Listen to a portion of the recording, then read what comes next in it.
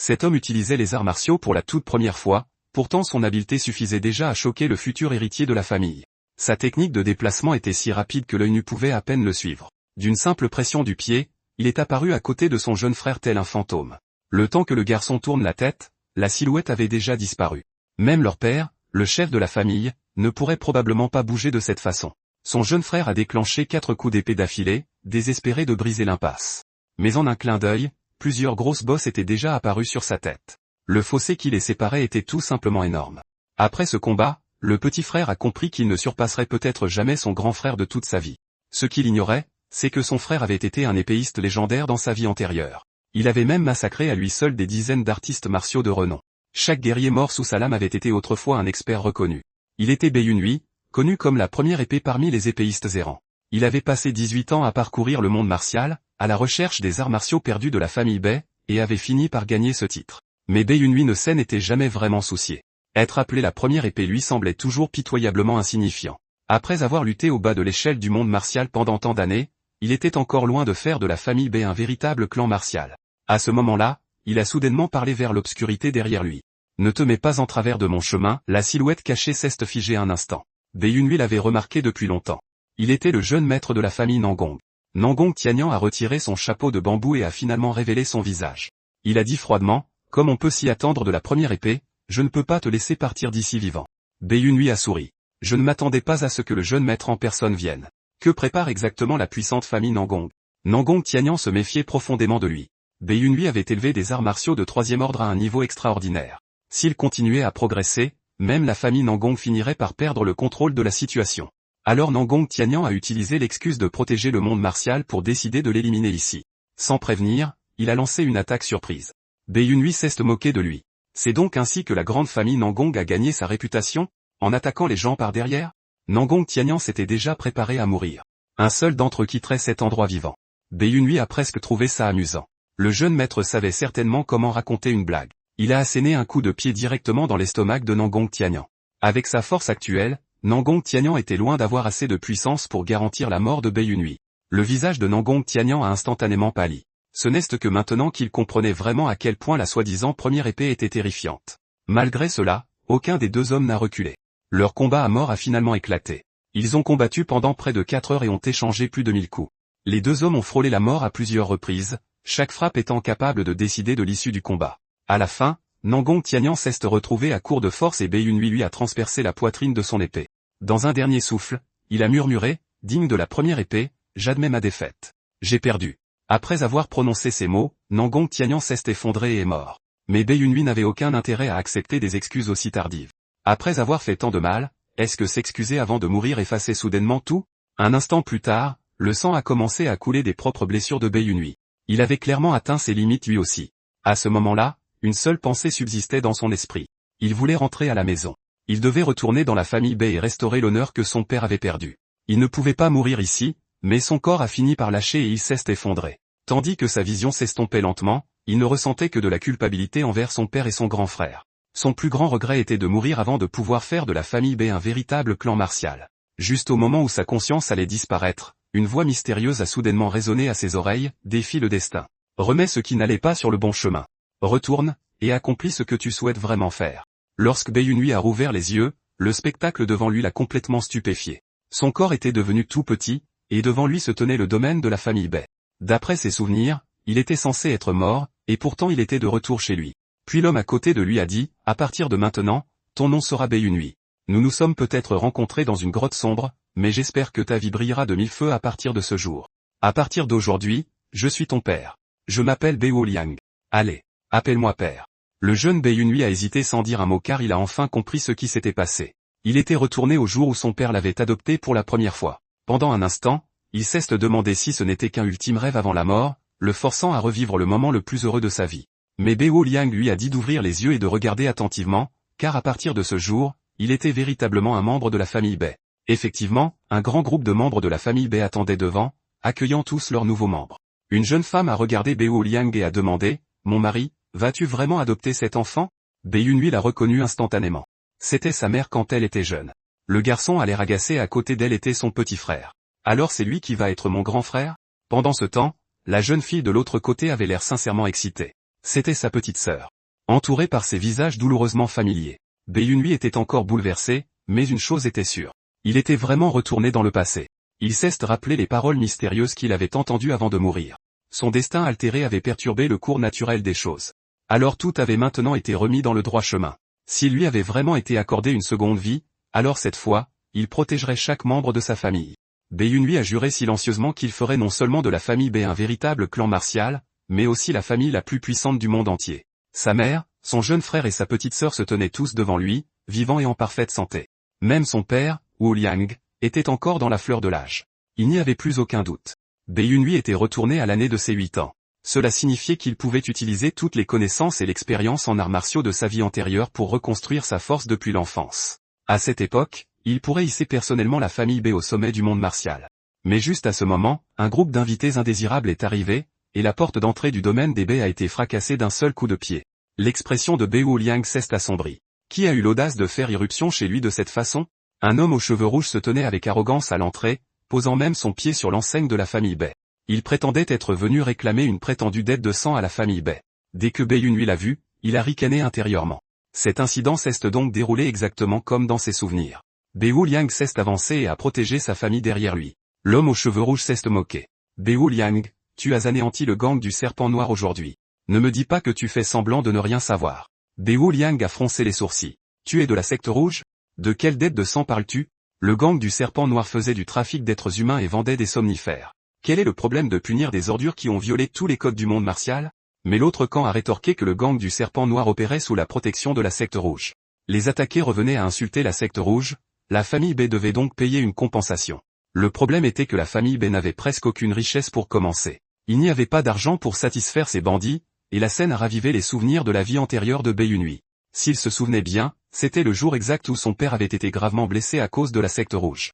Non seulement Bae Wuliang avait subi de graves blessures, mais le peu de richesse que leur famille possédait leur avait également été enlevé. À partir de ce jour, la réputation de la famille Bae s'est effondrée et toute la maisonnée a lentement sombré vers la ruine.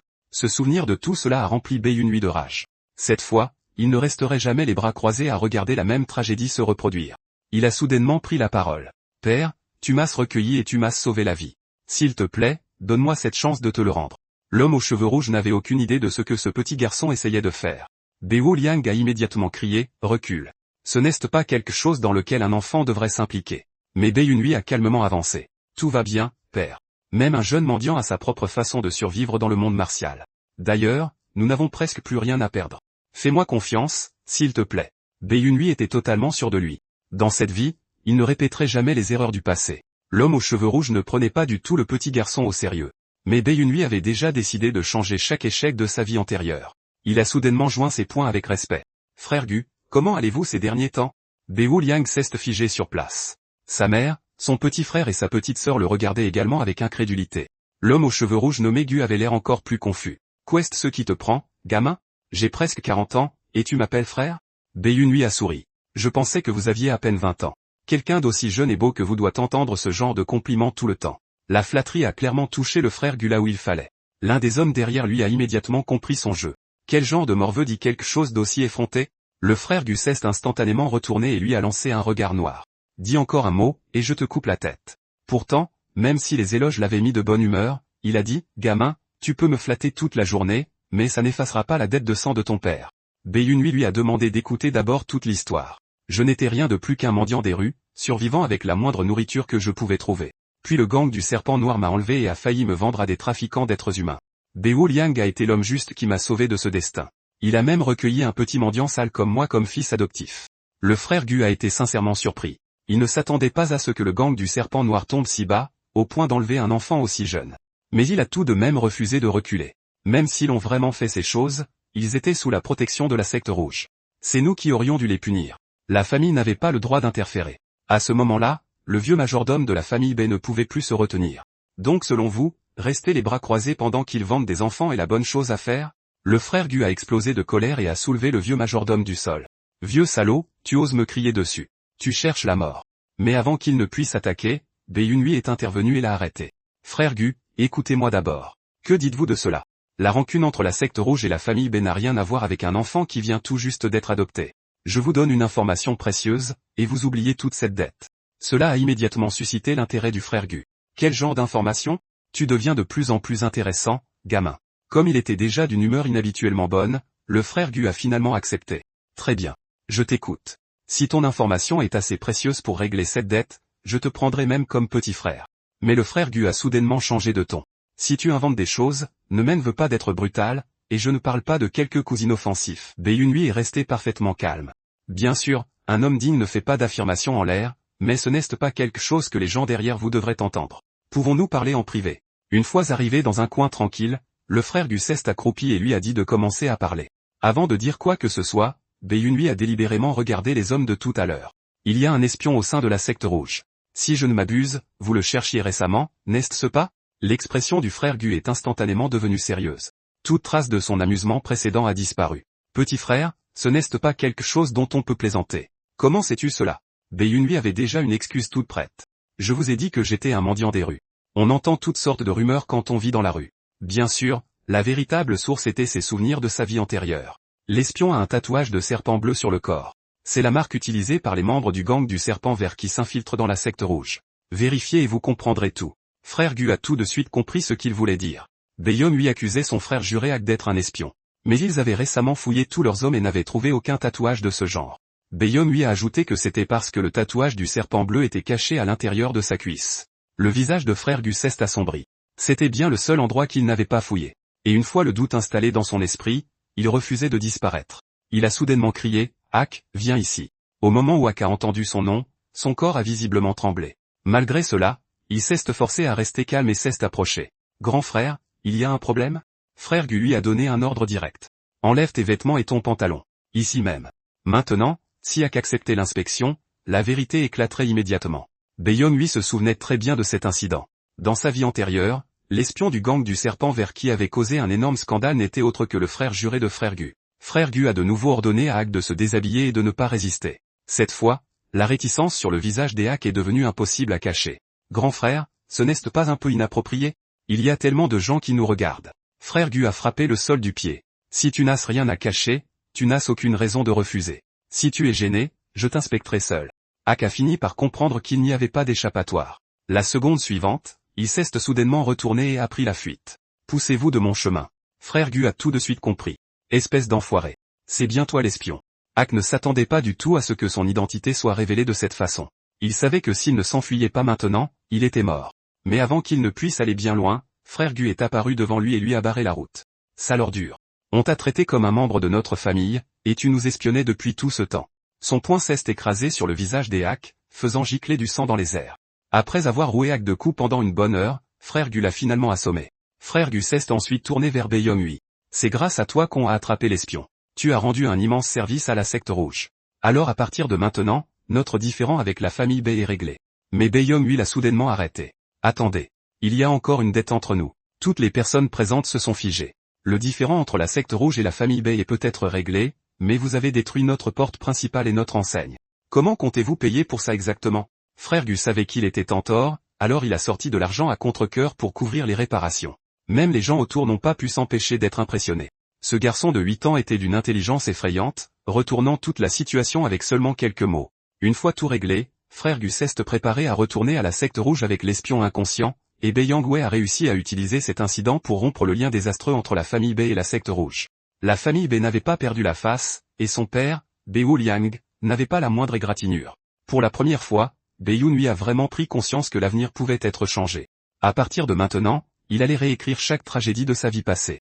Bei Wuliang n'a pas pu s'empêcher de féliciter son fils adoptif. Le garçon avait résolu une crise majeure sans permettre à qui que ce soit dans la famille d'être blessé. Après que Baiyang Gu, 8 ans, ait réussi à forcer la secte rouge à battre en retraite, plus personne dans la famille Bei ne s'est opposé à ce qu'il devienne officiellement l'un des leurs. Cependant, son petit frère semblait encore loin d'être convaincu. À en juger par le regard hostile dans ses yeux, il détestait clairement toujours ce grand frère apparu de nulle part. Le lendemain matin, Baiyong s'entraînait déjà dans la cour d'entraînement. Comme son corps était encore jeune, sa priorité absolue était de se bâtir des fondations solides. Il possédait toujours toutes ses connaissances en arts martiaux de sa vie précédente, recommencer à zéro n'était donc pas difficile du tout. En fait, tout semblait plus fluide qu'avant. Son corps de 8 ans était aussi bien plus souple car ses os et ses muscles ne s'étaient pas encore complètement développés, ce qui facilitait grandement l'entraînement au mouvement. Plus important encore, ce corps n'avait aucune des blessures cachées causées par ses erreurs de cultivation passées. S'il s'entraînait correctement, il pourrait bientôt retrouver sa force d'antan. Dans sa vie antérieure, Bae-young lui avait souffert d'un grave contre-coup de cultivation en apprenant les arts martiaux par lui-même.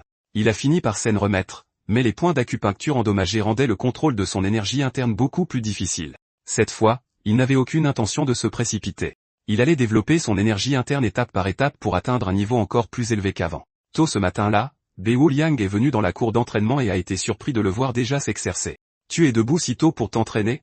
C'est impressionnant. » Son père lui a ensuite officiellement présenté son petit frère et sa petite sœur. Son frère avait toujours l'air de refuser catégoriquement de l'accepter, tandis que sa petite sœur semblait ravie. Son petit frère, Xiangxu, avait 7 ans, soit seulement un an de moins que Bae-yong-hwe. Sa petite sœur, Yan, en avait 5. Yan a dit avec enthousiasme, « Grand frère était incroyable hier. Tu as chassé tous ces méchants. » Pour elle, elle avait désormais un autre grand frère, fort et beau. Bae-yong-hwe a souri. « Tu sais vraiment comment flatter les gens. Tu es plutôt mignonne, toi aussi. Entendons-nous bien à partir de maintenant. » Xiangxu s'est immédiatement moqué en disant qu'elle n'avait rien de mignon. Elle ressemblait plus à un petit porcelet, et il n'avait absolument aucune intention d'accepter Bae-yong-hwe comme grand frère. Après tout, Xiangxu avait toujours été le fils aîné de la famille. Bae Liang ne s'attendait pas à ce que son fils soit aussi impoli, et son visage s'est immédiatement assombri. Mais Bae-yong-hwe n'était pas surpris. Xiangxu s'était comporté exactement de la même manière dans sa vie passée. Xiangxu avait toujours été à la fois le fils aîné et le futur héritier. Maintenant qu'un grand frère venait d'apparaître, cela créait ce qui ressemblait à un nouveau rival pour l'héritage. Bien sûr qu'il n'allait pas s'en réjouir. Dans sa vie antérieure, Bae-yong-hwe avait toujours laissé Shanshu gagner et lui avait volontiers cédé toutes les opportunités parce qu'il était le fils biologique de leur père. À l'époque, il pensait que c'était tout simplement ce qu'un grand frère devait faire. Mais avec le recul, c'est peut-être toute cette indulgence qui avait rendu Shanshu si pourri gâté. Donc dans cette vie, Bae-yong-hwe avait bien l'intention de corriger ce comportement tant que son frère était encore jeune. Bae Liang a fini par s'emporter. « Comment peux-tu parler à ton grand frère de cette façon ?» Shanshu répliqua immédiatement en criant. « Ce n'est pas mon frère. Je n'ai pas de grand frère.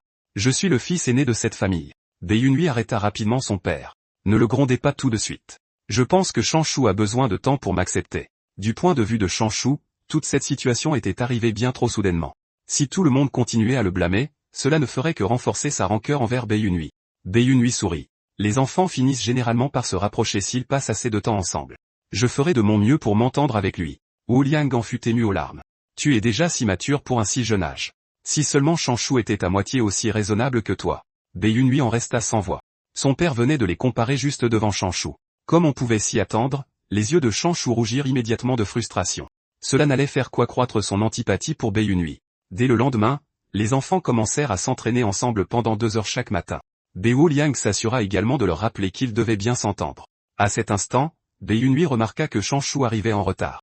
À en juger par son expression, le garçon était clairement d'une humeur massacrante. Bae-yong-hwe s'approcha et l'appela d'un ton désinvolte. Shanshu rétorqua aussitôt, « Ne m'appelle pas comme ça. Je ne t'ai jamais accepté comme mon frère. » Bae-yong-hwe répondit calmement. « Premièrement, père a décidé que j'étais ton grand frère. Deuxièmement, mère m'a déjà accepté elle aussi. Troisièmement, même avec ma présence, tu restes le véritable héritier de la famille Bae. Alors si tu me détestes à ce point, laisse-moi te poser une question. Me détestes-tu parce que j'étais un mendiant, ou parce que nous ne sommes pas liés par le sang ?» Shanshu répondit sans hésitation. « Les deux. » Bae-yong-hwe poursuivit. « Dans ce cas, refuses-tu également d'accepter l'oncle Zuge ? Lui non plus n'est lié à père par le sang. Ce sont des frères jurés, lui dit immédiatement Shanshu, lui interdisant de comparer les deux. L'oncle Zuge vient de la famille Zuge. Il est né bien différemment d'un mendiant dans ton genre. » Bae-yong-hwe soupira intérieurement. Shanshu n'arrêtait pas de balancer le mot mendiant, ce qui ne ressemblait guère au fils de Bae Liang, un homme célèbre pour son sens de la justice. Il semblait que Bae-yong-hwe allait devoir briser un peu de cette arrogance pendant que Shanshu était encore jeune. Sinon, cette attitude finirait par attirer de graves ennuis à toute la famille. Dans sa vie précédente, une fois Xiangxu devenu le chef de famille, il avait ignoré tous les avertissements et conseils de son entourage. Son obsession pour les plaisirs avait finalement mené toute la famille Bae à sa perte. Bae-yong-hwe refusait de laisser la même tragédie se reproduire. Puisque son petit frère refusait de l'entendre, il ne servait plus à rien de faire preuve de douceur. La seconde suivante, Bae-yong-hwe lui asséna un coup de poing sur la tête. Plusieurs autres coups suivirent jusqu'à ce que les yeux de Xiangxu se remplissent de larmes. Ce n'est qu'à ce moment-là que Bae-yong-hwe se sentit sincèrement un peu mieux. Bae-yong-hwe admit qu'il avait bel et bien été un mendiant autrefois. Mais même en tant que mendiant, il avait réussi à survivre par lui-même. Xiangxu pouvait-il en dire autant? Avait-il déjà gagné un seul repas de ses propres mains? S'il était jeté hors des portes de la famille Bae à l'instant, pourrait-il seulement survivre par lui-même? Et Shanshu continuait d'insulter les mendiants sans réaliser que la secte des mendiants était l'une des célèbres 9 sectes et un gang. Si même de puissants artistes martiaux ne méprisaient pas les mendiants à la légère, qu'est-ce ce qui donnait ce droit à un garçon de 7 ans? Baeyun lui dit d'un ton sérieux, écoute-moi bien. Que ce soit moi qui ai vécu comme un mendiant ou toi, l'héritier de la famille Bae, aucun de nous n'est supérieur aux autres. Mais à mi-chemin, il réalisa qu'il ne servait à rien de faire la morale à Xiangsu à cet âge. Il lui lança donc simplement une épée en bois. Si tu me bats, tu pourras me demander ce que tu veux. Je t'appellerai grand frère, ou je quitterai même la famille Bae si c'est ce que tu désires. Mais si je gagne, tu m'appelleras ton grand frère à partir de maintenant. Il n'y avait aucune chance que Changshu refuse une telle opportunité. Cependant, la plus excitée était Yan Yan, qui savourait déjà le spectacle. Elle les encouragea joyeusement. Donnez le meilleur de vous-même tous les deux. Le gagnant maoura de son côté. Si Baeyun lui voulait briser la fierté d'un garçon obsédé par la victoire, la méthode la plus simple était de lui montrer une différence de force écrasante. Xiangsu serra son épée en bois et se moqua. Ils s'étaient entraînés sous la tutelle de leur père pendant 2 années entières. Il était hors de question qu'ils perdent contre un mendiant qui survivait avec des restes dans la rue. Il accepta donc volontiers le défi. En fait, Xiangsu était si confiant qu'il offrit même 3 coups d'avance à Baeyun. Baeyun n'avait aucune raison de refuser. Très bien. Alors ne me blâme pas d'en profiter. J'avais de toute façon l'intention de te donner une bonne leçon. Au moment même où il finit de parler, sa silhouette devint floue. D'un seul pas explosif, Baeyun apparut aux côtés de Changshu et lui fit une peur bleue. Pour le jeune garçon, c'était comme se battre contre quelqu'un qui n'arrêtait pas de disparaître. Changshu battit précipitamment en retraite. Réalisant qu'il risquait de perdre si cela continuait, il décida d'attaquer le premier et d'utiliser son épée pour limiter la vitesse de Baeyun. Mais à sa grande stupeur, chacune de ses frappes fut parée. Baeyun riposta alors avec un coup rapide d'épée en bois sur la tête de Changshu. Face à un enfant qui ne s'était entraîné que 2 ans, la victoire fut sans effort pour lui. Baeyun le taquina même. N'as-tu pas dit que tu m'accordais 3 coups? Pourquoi attaques-tu déjà? Lève-toi. Nous avons encore beaucoup de temps pour resserrer nos liens. Changshu pleurait presque de frustration et l'accusa d'être un lâche pour avoir attaqué sans prévenir. Baeyun répliqua. Sans prévenir? Si un ennemi te tend une embuscade sur un vrai champ de bataille, vas-tu t'arrêter et te plaindre que ce n'est pas juste? Changshu n'eut aucune réponse. À partir de ce moment-là, le combat devint totalement à sens unique. Même après que Changshu se fut correctement préparé, Baeyun le domina toujours du début à la fin. Pendant ce temps, Yan Yan Sen donnait à cœur joie en les regardant. À la fin, elle annonça joyeusement, grand frère Youngui a gagné. Changshu, de son côté, avait des bosses partout sur la tête. Après ce combat, il n'y avait plus de doute sur celui qui occupait la place de grand frère. Changshu ne pouvait plus agir comme s'il était supérieur à tout le monde. Pourtant, Baeyun remarqua un détail important. Même après avoir pris une telle raclée, Changshu n'avait jamais lâché son épée. Il était vraiment le fils de leur père. Mais dans cette vie, Baeyun avait l'intention de corriger les défauts de son frère avant qu'il ne devienne dangereux. Il dit donc à Shu de se lever. Dès qu'il entendit la voix de Baeyun, Shu se remit précipitamment sur ses pieds. Baeyun déclara, l'enfant d'une famille d'arts martiaux ne devrait pas s'effondrer pour un peu de douleur, mais tu n'as jamais lâché ton épée, même à la toute fin. Ça mérite des éloges. Entendre ce compliment ne fit qu'embarrasser et émouvoir davantage Xiangsu, et les larmes continuaient de couler sur son visage. Comme Changshu refusait toujours de répondre, Baeyun lui rappela, alors, quelle est ta réponse? Puisque tu as perdu, ne devrais-tu pas témoigner un minimum de respect à ton grand frère? Changshu ne put que marmonner, d'accord, grand frère. En l'entendant enfin le dire, Baeyun sourit de satisfaction. Lève-toi. Aujourd'hui, je vais te montrer à quoi ressemble le monde extérieur. Après le duel, Baeyun fit secrètement sortir Yan Yan du domaine B par un petit trou près du mur. Bien sûr, Changshu fut traîné avec eux, mais Youngui prévoyait de leur faire découvrir le monde au-delà des portes de la famille. À en juger par leur maladresse en rampant à travers le trou, il voyait bien qu'aucun d'eux n'avait jamais fait ça auparavant. Il avait entendu dire que les 2 enfants n'étaient pas sortis depuis des mois, alors il avait bien l'intention de les laisser s'amuser. Mais Yan Yan fit vite remarquer qu'ils n'avaient pas d'argent. Baeyun secoua simplement la tête. Quand la secte rouge était venue au domaine B hier, il s'était discrètement servi d'un peu d'argent sur eux. Changshu était encore inquiet. Si on sort en douce comme ça, on ne va pas se faire punir en rentrant? Yan Yan, en revanche, était ravi. T'inquiète pas, deuxième frère. Si quelqu'un cherche les ennuis, je lui casserai la figure. Changshu lui tapota l'épaule. Petite idiote. Tu es encore toute petite. Si des ravisseurs débarquent, tu serais la première qui l'emmènerait. Il n'en fallut pas plus à Baeyun pour voir que Changshu n'était pas un si mauvais garçon. Au moins, il se souciait sincèrement de sa petite sœur. Cependant, aucun d'eux n'avait à s'inquiéter. Dans sa vie antérieure, Baeyun avait passé des années à errer dans ces rues comme un mendiant. Il savait exactement quelles ruelles étaient sûres et quels endroits étaient dangereux. D'ailleurs, il avait déjà prévu quelqu'un pour les protéger. Quand frère Gu vit les 3 enfants approcher, son visage se crispa visiblement, et Xiangsu le dévisagea. Grand frère, ne me dis pas que c'est le garde du corps dont tu as parlé. Baeyun joignit poliment les poings. Frère Gu, ton petit frère est de retour pour te rendre visite. Frère Gu eut aussitôt l'air épuisé. Petit frère, quand ai-je accepté de jouer avec toi? D'abord, explique-moi pourquoi je suis censé faire du babysitting avec 3 enfants. Bae Young-hui le lui rappela calmement. Frère Gu, as-tu oublié ce que tu as dit hier? Frère Gu se souvint soudain qu'après que Bae Young-hui le aidait à démasquer l'espion, il avait bel et bien promis de traiter le garçon comme un frère. Et un homme du monde des arts martiaux ne pouvait pas manquer à sa parole à la légère. Bae Young-hui sourit de toutes ses dents. Alors, qu'est ce qui te semble le mieux? Appeler un gamin de 8 ans ton grand frère, ou nous protéger tous les 3 pendant une journée? Évidemment, Frère Gu ne pouvait se résoudre à appeler un enfant son aîné, alors les 3 gosses gagnèrent un puissant garde du corps gratuit. Dès qu'ils atteignirent le marché, Yan Yan repéra un stand de fruits confits. Elle le fixa avec envie, et Bae Young-hui lui acheta naturellement une brochette.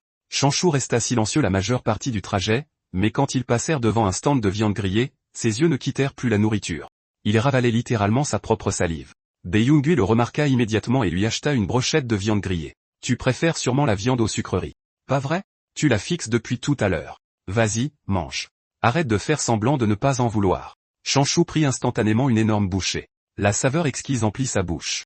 Et à sa grande surprise, c'était la nourriture de rue la plus délicieuse qu'il ait jamais goûtée. Frère Gu s'est aussi révélé être un garde du corps étonnamment responsable, assurant la sécurité de Yan Yan tout du long. Quand Bae Young-hui la vit terminer plusieurs brochettes de fruits confits, il l'avertit, ne mange pas trop, ou tu auras mal aux dents plus tard. En observant la scène, Bae Young-hui fut soudain pris d'émotion. Rien de tel ne s'était jamais produit dans sa vie antérieure. Naturellement, une fois les enfants rentrés à la maison, Bae Liang leur passa un sérieux savon.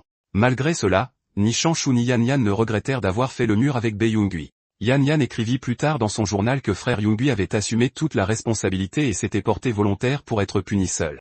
Juste au moment où Yan Yan se réjouissait secrètement d'avoir échappé à la punition, Xiangxu se leva de façon inattendue et déclara qu'il serait puni avec son grand frère. La punition fut douloureuse. Mais pour les 3 enfants, cela restait l'un des jours les plus heureux qu'ils aient jamais passés ensemble. Cette nuit-là, à l'insu de tous les autres, Young-hui se faufila de nouveau hors du domaine en secret. Et une fois de plus, il alla droit vers frère Gu. L'homme trembla presque en le voyant. Pourquoi es-tu encore de retour, petite peste? Cette fois cependant, Bae Young-hui n'était pas là pour s'amuser. Frère Gu lui dit d'arrêter de perdre du temps et de dire ce qu'il voulait. L'expression de Bae Young-hui devint sérieuse. Frère Gu, je veux discuter d'une affaire. Le mot « affaire » attira immédiatement l'attention de frère Gu. Quel genre d'accord un enfant de 8 ans pouvait-il bien lui proposer? Mais après avoir entendu ce que Bae Young-hui avait à dire, son expression changea du tout au tout. Tu sais où le gang du serpent vert cache son argent? Gamin, ne plaisante pas avec moi sur un truc pareil. Bae Young-hui lui dit aussitôt de baisser d'un ton. Et si quelqu'un t'entendait? Cela ne fit que rendre frère Gu plus curieux de savoir comment le garçon connaissait un tel secret. Bae Young-hui prétendit une fois de plus avoir entendu la rumeur en mendiant dans les rues, puis demanda directement, alors, ça t'intéresse? Frère Gu n'accepta pas tout de suite. Si cette opportunité est vraiment si bonne, pourquoi venir me voir? Tu pourrais tout garder pour toi et te faire beaucoup plus d'argent. Bae Young-hui répondit calmement qu'il avait confiance en la personnalité de frère Gu. Frère Gu se figea un instant. C'était sans doute la première fois que quelqu'un faisait l'éloge de sa personnalité. Mais ce n'était pas la seule raison de la venue de Bae Young-hui. Il ajouta soudainement, j'ai aussi entendu une certaine rumeur à ton sujet. Le 6e fils du chef de la secte rouge n'a même pas encore pris d'épouse légitime, mais il a déjà fait entrer une concubine chez lui. L'expression de frère Gu s'assombrit instantanément. L'atmosphère devint tendue. Gamin, je ne suis pas un saint. Fais attention à ne pas me pousser à bout. Ma patience a des limites. Young-hui savait déjà que frère Gu ne lui ferait aucun mal, alors il dit calmement, ne te mets pas encore en colère. Écoute-moi jusqu'au bout. Je pourrais bien être en mesure de résoudre ton problème. Je peux t'aider à en faire ton épouse légitime. Bae Young-hui le regarda droit dans les yeux. Ne veux-tu pas que la femme que tu aimes vraiment t'épouse ouvertement et dans les règles? Bae Young-hui se souvenait clairement que dans sa vie antérieure, le désastre sanglant qui avait plus tard frappé la secte rouge avait commencé à cause de cette femme. Frère Gu l'aimait profondément, mais le chef de la secte rouge n'accepterait jamais une ancienne courtisane comme épouse légitime pour son fils. Pour renforcer la faction, il voulait une belle fille issue d'une famille de même rang. Dans sa vie précédente, le chef de la secte rouge a fini par tuer la concubine qui lui avait toujours causé tant de problèmes. Mais tout le monde avait sous-estimé une chose. Frère Gu aimait cette femme encore plus que sa propre vie. Après avoir perdu la personne qu'il aimait le plus, frère Gu s'est complètement effondré, et la relation avec son père s'est brisée. Finalement, un conflit interne sanglant a balayé la secte rouge, qui régnait autrefois sur le comté des Hagons. En ce moment, cependant, Bae Young-hui était encore bien trop jeune pour tout gérer par lui-même. Jusqu'à ce que son corps parvienne à maturité, il avait besoin d'un allié fiable. Puisque frère Gu aimait si profondément cette femme, Bae Young-hui pouvait saisir cette occasion pour l'amener de son côté. Frère Gu resta silencieux un long moment avant de finalement demander, « Petit frère, as-tu vraiment un moyen de m'aider à l'épouser ?» Mais presque aussitôt, il secoua la tête. Si lui-même n'y parvenait pas, que pourrait bien faire un enfant de 8 ans? Bae Young-hui répondit calmement, « Ce n'est en fait pas si difficile. Si tu montes assez haut dans la secte rouge, qui oserait encore remettre en question les origines de ta femme? Et le gang du serpent vert ne cache pas seulement de l'argent dans cette base secrète. Ils y ont aussi introduit des explosifs toxiques en contrebande et prévoient de porter un coup fatal à la secte rouge. L'expression de Frère Gu changea au moment où il entendit cela. Ce n'était plus une mince affaire. La survie de toute la secte rouge pourrait être en jeu. Yunhui continua. Si tu les arrêtes avant qu'ils ne puissent agir, cet exploit ne serait-il pas plus que suffisant? Les mains de Frère Gu commencèrent à trembler légèrement. Après tout, les informations que Bei Yunhui lui avait données sur le gang du serpent vert la dernière fois s'étaient avérées tout à fait exactes. Et les mendiants étaient réputés pour rassembler les rumeurs des rues. En y pensant de cette façon, il y avait de fortes chances que le garçon dise encore la vérité. Au final, Frère Gu décida de lui faire confiance une fois de plus. C'était exactement ce que Bei Yunhui espérait. Face à une telle opportunité, Frère Gu n'avait presque aucune raison de refuser. Tard dans la nuit, les deux arrivèrent discrètement à la planque secrète du gang du serpent vert. Frère Gu a failli rire en voyant les gardes. Ils se faisaient passer pour des membres de la secte des mendiants, mais leur déguisement était plein de défauts évidents. Bei Yunhui prévoyait de se séparer de Frère Gu et de s'occuper des hommes de son côté. Il ramassa nonchalamment quelques petites pierres sur le sol, puis il sourit. Frère Gu, parfois la force ne fait pas tout. Il faut aussi se servir de sa tête. À l'intérieur de la planque, les membres du gang du serpent vert étaient déjà à moitié endormis. Mais au moment où ils se préparaient à se reposer, une petite silhouette apparut soudainement devant eux. Bei Yunhui s'était déguisé en jeune mendiant. Les hommes le regardèrent avec confusion, incapables de comprendre comment cet enfant était entré. Gamin, comment es-tu entré ici? Ce n'est pas un endroit pour mendier. Dégage. Bei Yunhui sourit innocemment. Allez, ne soyez pas si dur. Nous sommes tous des mendiants ici, n'est-ce pas? D'ailleurs, j'ai entendu dire que de drôles de mendiants vivaient ici, mais ne sortaient jamais pour mendier. Êtes-vous trop affamés pour bouger? Je vous ai apporté à manger, mes oncles. Dès qu'ils virent les restes pathétiques qu'il avait apportés, les hommes affirmèrent immédiatement qu'ils n'avaient pas faim. Ils lui ordonnèrent de partir sur le champ. Bei Yunhui pencha simplement la tête. C'est étrange. Je n'avais jamais rencontré de mendiants qui refusent de la nourriture gratuite. Êtes-vous vraiment des mendiants, mes oncles? Cette seule question fit immédiatement se crisper les hommes. Se demandant si leur véritable identité avait été découverte d'une façon ou d'une autre, l'un d'eux songea à le tuer. Mais un mort à l'intérieur de la planque pourrait attirer une attention indésirable. Ils décidèrent donc qu'il serait plus sûr de simplement jeter l'enfant dehors. Pendant ce temps, Bei Yunhui avait déjà évalué leur force d'après leur respiration et leur présence. C'étaient grosso modo des artistes martiaux de second ordre. Et n'ayant presque aucune énergie interne dans son corps actuel, il ne pouvait pas les affronter de front. Alors il fit soudain semblant de perdre l'équilibre et de tomber. La nourriture qu'il tenait vola directement vers les hommes. Un bol atterrit parfaitement sur la tête du chef. Bei Yunhui prit rapidement une expression effrayée. Désolé. J'ai glissé par accident. Mais à l'instant où son adversaire baissa sa garde, les yeux de Bei Yunhui devinrent glacials. Il ne pouvait pas encore rivaliser avec leur énergie interne, mais les techniques de sa vie antérieure pouvaient pallier cette faiblesse. Ses pieds bougèrent rapidement plus d'une dizaine de fois, ajustant à la fois sa distance et son équilibre. En même temps, son poignet se mit en position d'attaque. Il utilisait son jeu de jambes et sa technique pour compenser son manque d'énergie interne. À ce stade, même un idiot aurait compris que ce petit mendiant était venu chercher des ennuis.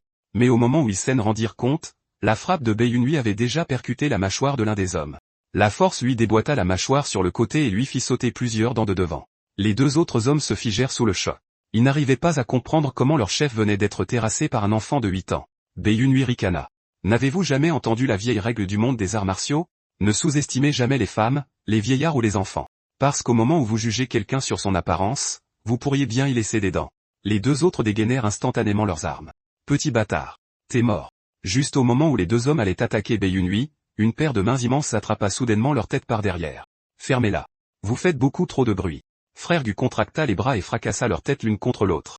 D'un seul choc brutal, les deux hommes perdirent immédiatement toute capacité de riposter. Bei Yunhui éclata de rire. Frère Gu est vraiment impressionnant. Ce bruit d'eau qui se fracasse était étonnamment satisfaisant. C'est tout à ton image, Frère Gu, impitoyable et exactement ce que j'attends d'un artiste martial non orthodoxe. Mais Frère Gu était tout aussi sous le choc. Ces membres du gang du serpent vert étaient des artistes martiaux de second rang, pourtant l'un d'eux avait été terrassé presque instantanément par un enfant de 8 ans. Plus troublant encore était l'aura que Bei Yunhui avait dégagé l'espace de ce bref instant. On n'aurait pas du tout dit la présence d'un enfant. On aurait dit l'intention meurtrière d'un expert martial chevronné. Qui était donc ce gamin? Après s'être occupé des membres du gang du serpent vert, les deux trouvèrent enfin l'argent caché dans la base secrète, et la somme était bien plus importante que ce qu'il imaginait. Frère Gu ne put s'empêcher de le féliciter. Tu es vraiment doué, gamin. Tu es si jeune, et pourtant tu peux déjà vaincre des artistes martiaux de second rang. Pas étonnant que la famille Bei t'ait adopté. Ton talent est vraiment extraordinaire. Bei Yunhui lui dit de garder ses compliments. Leur priorité était de trouver comment tout sortir de cette planque. Il ouvrit ensuite l'un des coffres à proximité. Il était rempli de lingots d'argent, bien plus que frère Gu ne l'avait imaginé. Même s'il divisait tout à parts égales, sa part serait toujours énorme. Mais la phrase suivante de Bae Yunhui ruina instantanément ce rêve. Tu peux garder toutes les bombes empoisonnées, frère Gu. Je prends l'argent, protesta immédiatement frère Gu. En quoi est-ce équitable? Tu as dit qu'on partagerait tout à 50-50. Bae Yunhui répondit avec le plus grand sérieux. Exactement. Je prends l'argent. Tu prends les bombes empoisonnées. Une part chacun. Ça te pose un problème? Ce n'est qu'à ce moment-là que frère Gu réalisa que ce sale gosse avait probablement tout calculé depuis le début. Bien sûr, avec sa force, frère Gu aurait pu simplement tuer Bae Yunhui et tout prendre. Mais Bae Yunhui utilisait délibérément ce moment pour découvrir si l'on pouvait vraiment faire confiance à cet homme. Alors il dit soudainement, frère Gu, tu pourrais me tuer ici même et tout garder pour toi. Pour un artiste martial de premier rang comme toi, tuer un gamin de 8 ans ne demanderait aucun effort. Et même si je disparaissais ce soir, la famille Bae ne te soupçonnerait probablement pas de sitôt. Je n'y suis que depuis quelques jours. Il pourrait tout simplement supposer que je me suis encore enfui. Frère Gu était de plus en plus choqué à chaque mot. Bae Yunhui avait raison. C'était vraiment l'occasion parfaite de le tuer sans quasiment aucune conséquence immédiate. Bae Yunhui demanda calmement, alors frère Gu, qu'est-ce ce que tu vas faire? La pièce fut instantanément plongée dans un lourd silence. Plus frère Gu regardait cet enfant, plus il lui semblait étrange. Bae Yunhui agissait comme si aucune règle au monde ne pouvait vraiment le retenir. Même en parlant de sa propre mort, il gardait un calme troublant. C'était le genre d'attitude que seule une personne ayant passé des années à vivre sur le fil du rasoir devrait posséder. Frère Gu devint encore plus certain que ce garçon n'avait rien d'un enfant ordinaire. Après un instant, il rejeta complètement cette idée. À vrai dire, il n'avait jamais eu l'intention de tuer Bae Yunhui pour commencer. Et malgré sa jeune apparence, le comportement du garçon était bien trop mature pour son âge. Au contraire, il se comportait comme un épéiste errant ayant survécu à d'innombrables combats à mort. Frère Gu soupira d'impuissance. Il n'arrivait pas à croire qu'un homme ayant passé tant d'années dans le monde martial se fasse mener par le bout du nez par un morveux de 8 ans. Assez de bêtises. L'argent est à toi.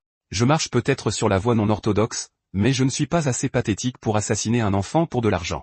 D'ailleurs, si je tuais un petit morveux qui n'arrête pas de me suivre en m'appelant frère Gu, je ne pourrais probablement plus endormir la nuit.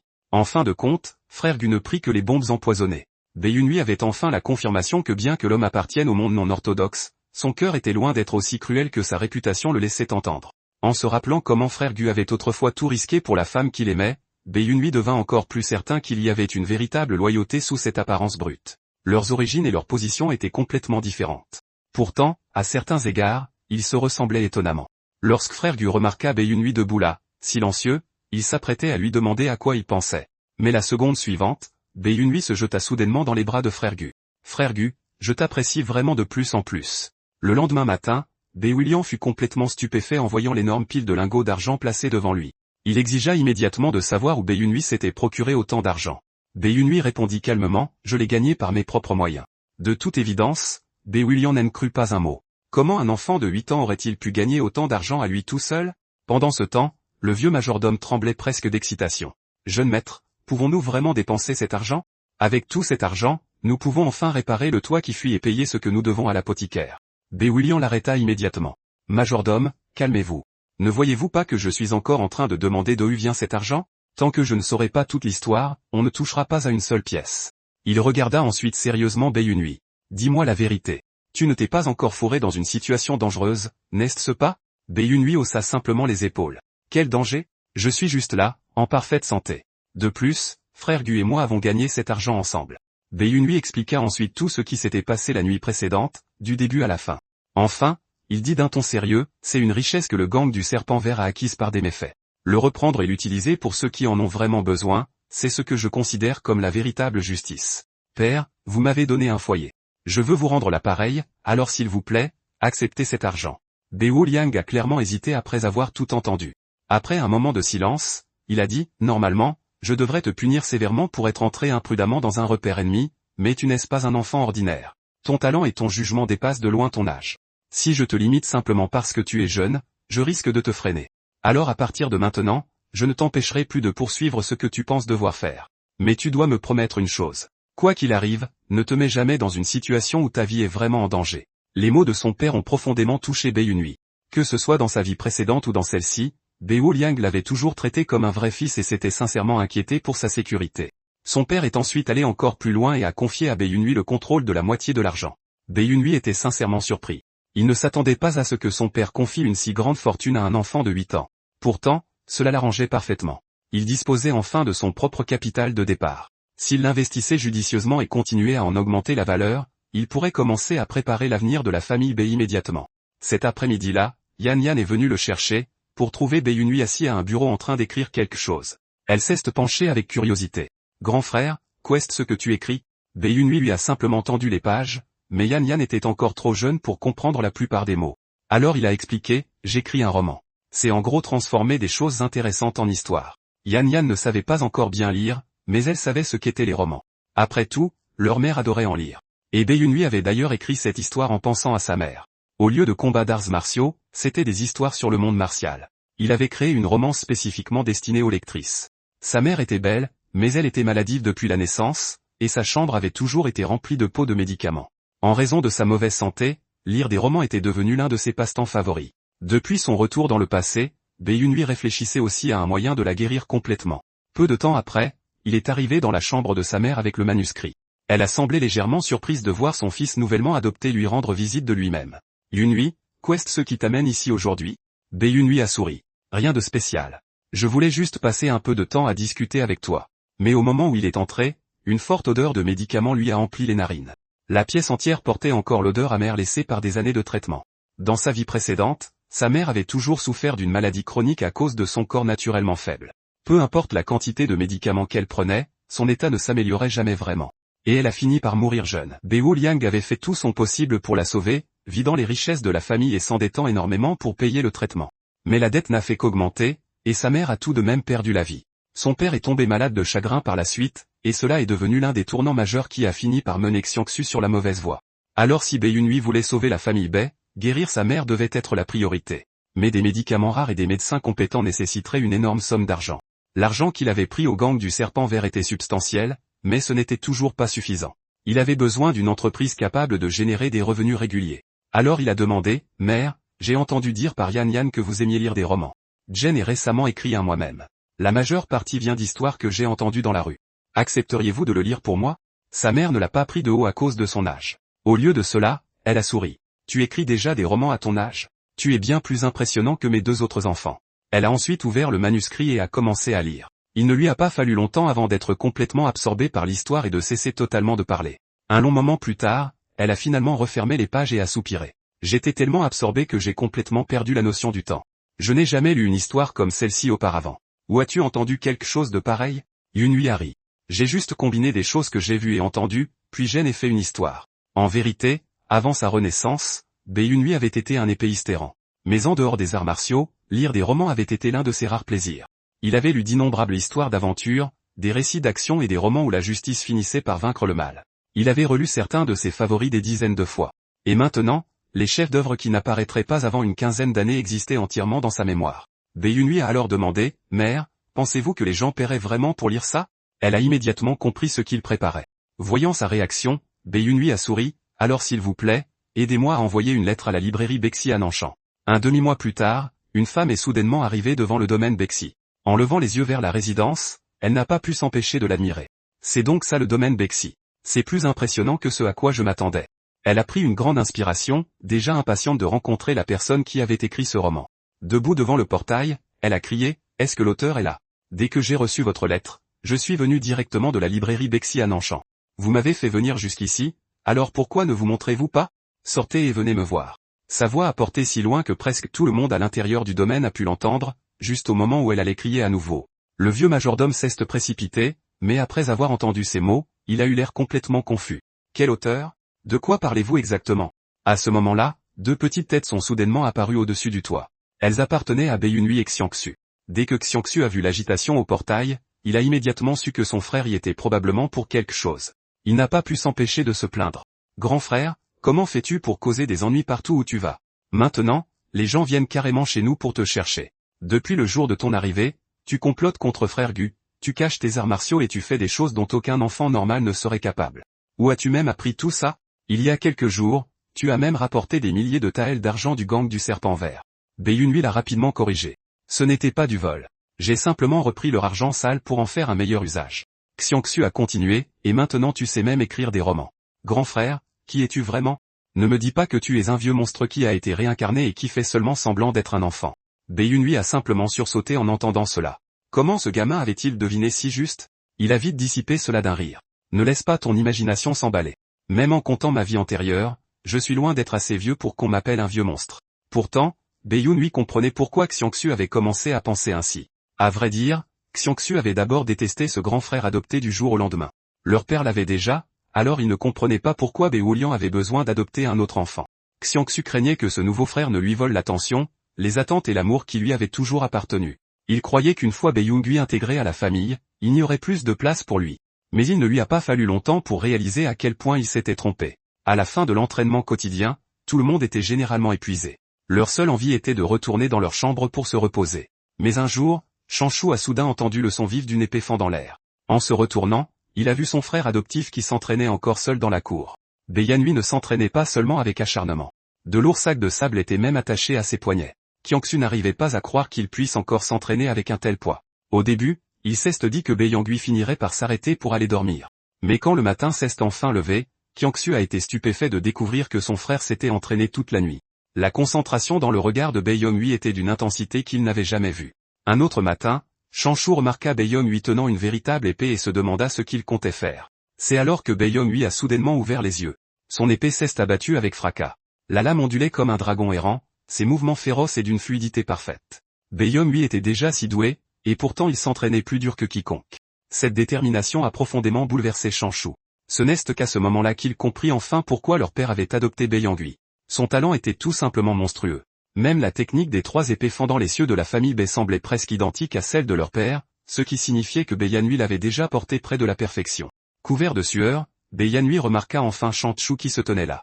Il a détaché les sacs de sable de ses poignets et a souri. Digne du fils de notre père, tu es déjà là pour t'entraîner si tôt. Pas mal. Tu veux que ton grand frère t'aide à t'entraîner? Xiangxu eut l'air momentanément abasourdi. Mais après une brève hésitation, il tendit la main et saisit celle de Yangui. Grand frère, apprends-moi à manier l'épée. Ces mots ont profondément ému Bae-Yangui, car rien de tel ne s'était jamais produit dans sa vie antérieure. Chanshu a même dit d'un ton sérieux, j'ai vraiment envie de me vanter devant tout le monde maintenant. Je veux que tous sachent que j'ai un grand frère beau et sur qui on peut compter. Bae-Yangui faillit éclater de rire. Ce petit idiot était devenu étonnamment naturel quand il l'appelait grand frère. Chanshu avait vraiment beaucoup changé dans cette vie. Dans sa vie précédente, ce sale gosse ne l'avait jamais appelé grand frère de son plein gré et agissait même comme si c'était lui l'aîné. Pourtant, au fond de lui, il n'avait jamais vraiment traité Bae-Yangui comme un étranger. Bae-Yangui lui caressa doucement la tête. Quand ton grand frère gagnera beaucoup d'argent, je t'achèterai des choses encore plus délicieuses à manger. La prochaine fois, on fera le mur pour aller s'amuser. Même Bae-Yangui ne savait pas exactement à quel moment Chanshu était devenu si adorable. Et à en juger par son expression, Chanshu semblait aussi apprécier qu'on lui caresse la tête. Pendant ce temps, quelqu'un d'autre cherchait désespérément Bae-Yangui après qu'il eut terminé l'écriture de son roman. La librairie Bexi de Nanshan avait reçu le manuscrit ainsi qu'une lettre du domaine Bae. La femme qui venait d'arriver s'appelait Chulong. Elle s'est présentée poliment. Veuillez me pardonner pour cette visite impromptue.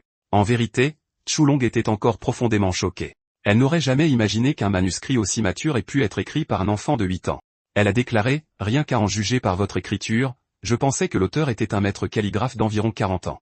Il semblerait que mon jugement m'ait fait défaut cette fois-ci. Bae-Yangui était secrètement impressionné. Son instinct était d'une justesse effrayante. S'il comptait son âge de sa vie antérieure, elle avait presque visé dans le mille. Chulong alla rapidement droit au but. En affaires, peu m'importe l'âge ou le genre. Jeune maître, vous ne m'avez pas envoyé ce roman simplement pour que je le lise, n'est-ce pas? Si vous m'avez fait venir jusqu'ici, vous devez avoir une autre idée en tête. Puisqu'elle était si directe, Bae-Yangui ne vit aucune raison de tourner autour du pot. Ma raison est simple. Je veux vendre ce roman par l'intermédiaire de la librairie Bexi. Chulong s'attendait déjà à cette réponse, mais elle n'était pas optimiste. Aussi divertissante que soit l'histoire, le divertissement seul ne garantissait pas les ventes. Elle expliqua, je vous suis reconnaissante d'avoir contacté notre librairie, mais il y a un vrai problème. Les histoires comme celle-ci sont généralement contées à l'oral par des conteurs et dans les maisons de thé. Peu importe l'intérêt d'un roman, très peu de gens sont prêts à dépenser de l'argent pour en posséder une copie. Bae-Yangui garda une confiance inébranlable. Ce livre deviendra un véritable best-seller. À l'avenir, les gens paieront volontiers juste pour lire la suite avant tout le monde, et c'est exactement ce qui s'est passé. Une fois le roman en vente, le bouche à oreille s'est répandu comme une traînée de poudre et a fait sensation. De plus en plus de lecteurs payèrent volontiers pour obtenir leur propre exemplaire au lieu d'attendre que les conteurs des maisons de thé ne racontent l'histoire. Chulong ne s'attendait pas à ce que Bae-Yangui soit aussi confiant en son propre travail. Elle n'a pas pu s'empêcher de lui demander, êtes-vous vraiment sûr de pouvoir continuer à écrire des histoires tellement captivantes que les lecteurs ne pourront plus les lâcher? Bei Yangwei est resté d'un calme olympien. Vous en avez déjà lu une, n'est-ce pas? J'ai au moins 100 autres histoires de cette qualité en tête, et chacune d'entre elles est tout aussi bonne que celle-ci. Cette réponse a laissé Kulonji sans voix. Vous avez sérieusement plus de 100 romans comme celui-ci dans la tête? Quand elle a posé de nouveau les yeux sur Bei Yunhui, son regard brillait littéralement comme de l'or. Elle lui a attrapé les mains avec excitation. Jeune maître, je vous en prie, travaillez sur le long terme avec la librairie Bexi. Je vous promets que je ne vous décevrai pas. Honnêtement, dès le moment où j'ai lu votre manuscrit, j'ai eu le pressentiment que ce livre pourrait rapporter une fortune. Je viens d'une famille de marchands, et mon flair pour les affaires lucratives ne m'a jamais fait défaut. Je n'arrive pas à croire que la famille Bei cachait quelqu'un comme vous, en la voyant s'emballer de seconde en seconde. Bei Yunhui s'est empressé de dire, pourriez-vous d'abord me lâcher les mains? Chu Longju le relâcha à contre-cœur. Désolé. Je me suis trop emporté et j'ai perdu le contrôle un instant. Mais Bei Yunhui savait déjà que c'était tout simplement le genre de personne qu'était Chu Longju. Pour l'instant, le groupe commercial Bexi n'était guère plus qu'une vieille librairie modeste et ordinaire. Pourtant, d'ici 10 ans, il s'étendrait rapidement pour devenir un conglomérat marchand massif connu dans tout le pays. Et la personne qui mènerait cette ascension n'était autre que Chu Longju elle-même. Les rumeurs disaient qu'elle avait un instinct extraordinaire pour l'argent, et maintenant Bei Yunhui comprenait pourquoi. Rencontrer cette future géante des affaires en personne le rendit encore plus certain d'avoir choisi la bonne partenaire. Après tout, les romans à succès de sa vie antérieure avaient généré des profits astronomiques. En fait, Chu Longju était venue en personne au domaine des Bei car elle voulait voir quel genre de personne pouvait écrire une histoire aussi remarquable. Découvrir que l'auteur n'avait que 8 ans dépassait de loin toutes ses attentes, mais cela ne le rendait que plus extraordinaire à ses yeux.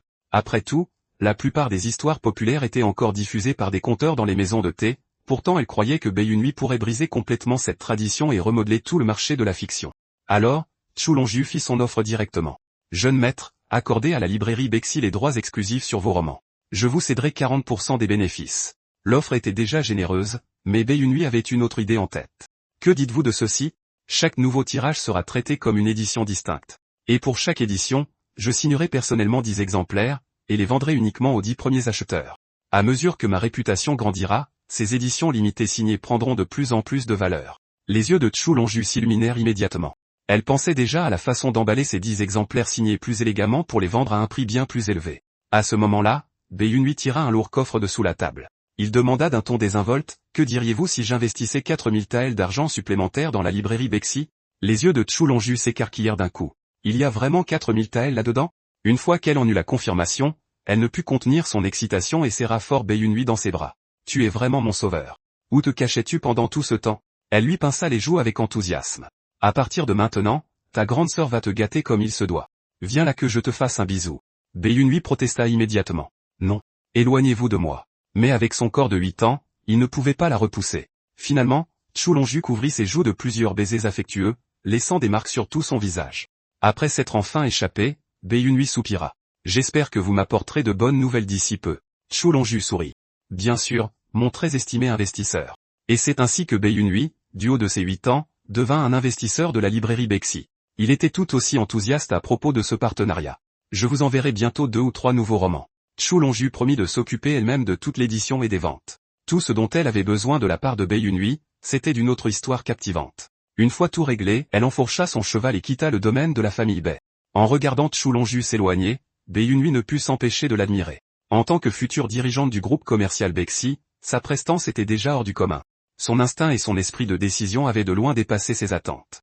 Bien que sa personnalité fût certainement plus intense que ce que les rumeurs laissaient entendre. Juste à ce moment-là, le vieux majordome demanda derrière lui, « Jeune maître, combien avez-vous gagné cette fois-ci » Bei Yunhui cligna des yeux. « Gagné » Le majordome le regarda avec une admiration totale. « D'abord, vous avez obtenu une compensation de la secte rouge. Ensuite, vous avez rapporté tout cet argent du gang du serpent vert. Bien sûr, la librairie était l'étape suivante. » Bei Yunhui secoua la tête, impuissant. « Je n'ai pas gagné d'argent cette fois. J'ai même investi 4000 taels supplémentaires, mais ce n'est rien. C'est un investissement. D'ici peu, cet argent rapportera à la famille Bei des bénéfices bien plus importants. » Quelques jours plus tard, Frère Gu débarqua finalement en trombe, fou de rage. « Gamin, tu m'as personnellement promis que je pourrais épouser la femme que j'aime, n'est-ce pas? Je t'ai fait confiance et j'ai attendu des jours, mais tu n'as jamais pointé le bout de ton nez. Faut-il sérieusement que je vienne te traîner de force moi-même » L'expression de Frère Gu s'assombrit. « Si tu te fiches de moi, tu as intérêt à te préparer. Je vais te mettre en pièces et m'assurer que les habitants du Jiangxi, du Hunan et du Zhejiang sachent ce qui arrive à ceux qui se moquent de moi. » Bae-Yunhui avait passé ses derniers jours plongés dans le travail autour de son roman et de la librairie, il n'était donc vraiment pas allé voir frère Gu. De toute évidence, la patience de l'homme avait fini par s'épuiser, et il était venu embarquer Bae-Yunhui lui-même.